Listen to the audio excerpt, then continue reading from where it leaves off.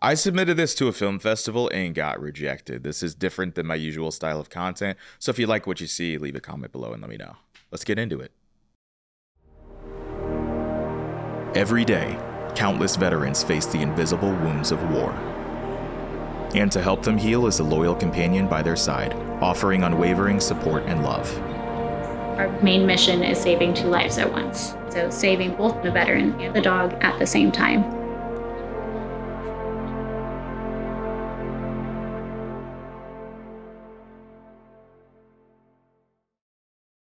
I've always been curious about where service dogs come from because they know a lot of skills, but what are those skills? How do they even get selected to be a service dog? And how do they become certified to be that and have that job title? So I actually reached out to Dogs for Our Brave here in St. Louis, Missouri, and I met up with Nicole, who is a trainer there, who taught me a lot about what makes a service dog a service dog. So my name's Nicole Snow Reardon. My role in the military was a CBRN soldier, which is biological, radiological, nuclear soldier.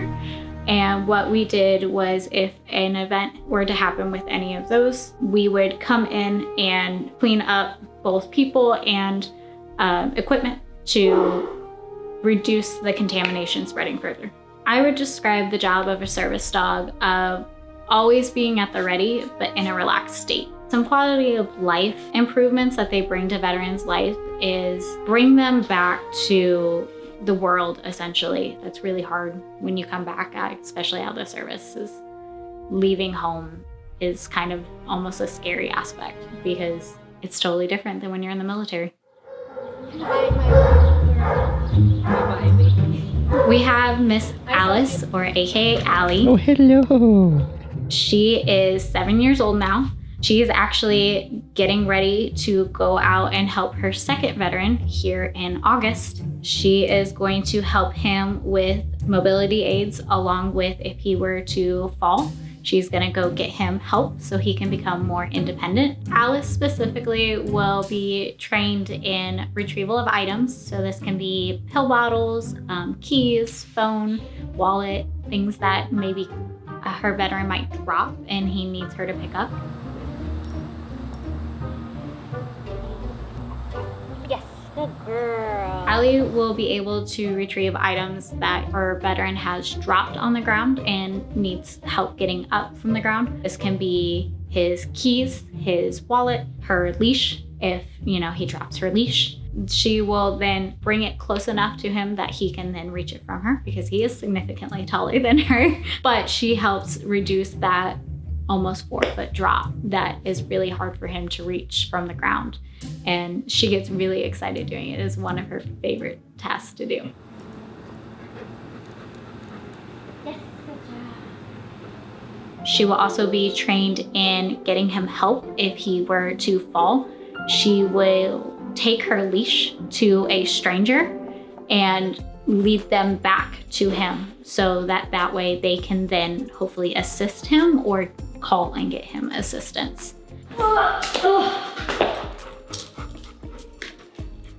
There you go, there you go, there you go. Bring it. There you go. Let's go loose. Yes. What is it? What is it? What is it? Allie. Allie. Good girl. Good job. Yes. Allie has successfully gone and got help for her prior veteran before. The scenarios that we see possibly happening in the future is her veteran she's paired with likes to go on walks daily.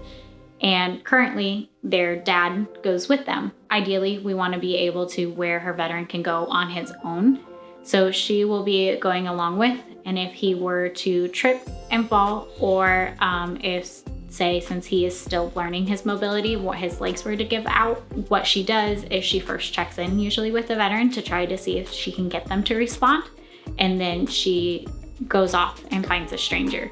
What we are teaching her specifically to do is to take her leash and give it to a person to signify that something's wrong. Most people don't realize that if a service dog comes up to you alone, that means something's wrong. Then once they take the leash, she turns around and goes back to her veteran.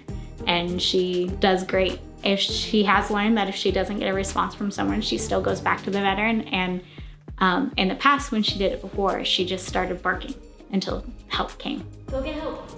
Allie. There you go. Yes. What is it? There we go. Where are we going? What is it? Good job. Alice, touch. Good girl, yes.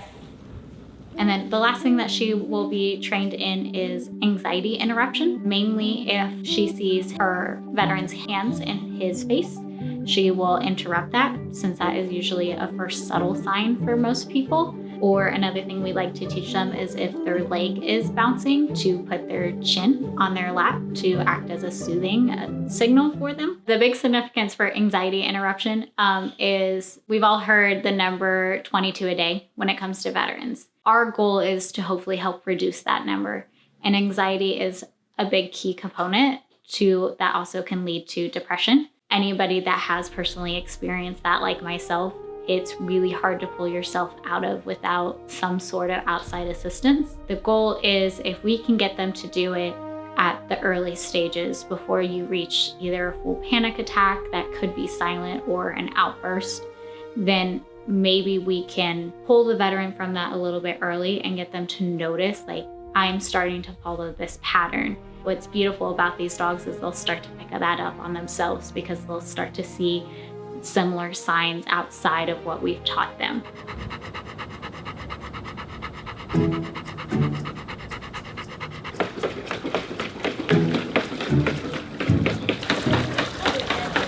Come on. There they go. Yeah.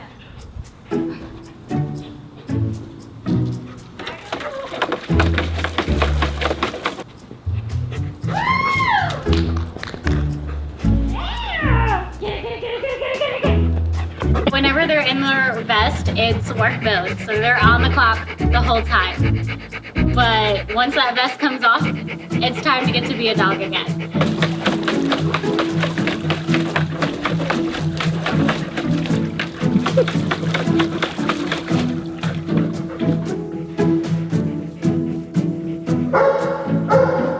When Allie is done here in August, the next chapter is where we transition to the veteran. He will go through these mini courses that we have our veterans now go through, to where they learn to work with the dog and kind of pass these tests with them to make sure that bond is setting in and the understanding of how to communicate with the dog works. I do believe she will be located somewhere in Indiana.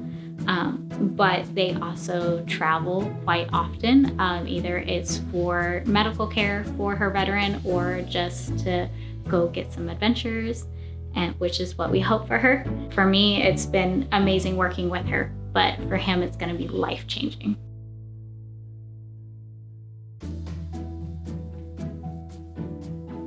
This is Hager.